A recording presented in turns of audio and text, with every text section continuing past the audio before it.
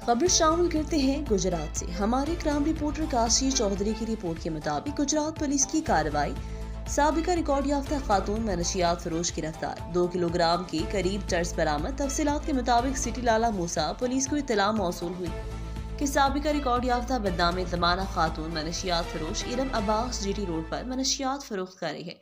लाला मूसा की जानिब से जा रही है, अगर नाकाबंदी की जाए तो काफी मिकदार में मनशियात बरामद हो सकती है।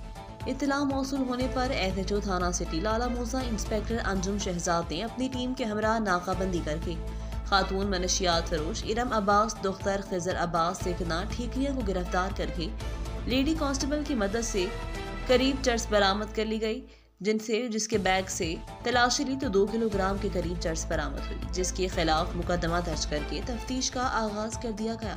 मजीद खबरों से बाखबर रहने और ताज़ा अखबार पढ़ने के लिए विजिट करें हमारी वेबसाइट rednews.com। डायरेक्शन स्कूल्स, क्योंकि हम जानते हैं कामयाब मुस्तकबिल का रास्ता, इसी वजह से तो यह हर समझदार वालिदैन का इंतखाब है। Admission open. PG2 pre 9th 10,000 दाखिला फीस बिल्कुल फ्री।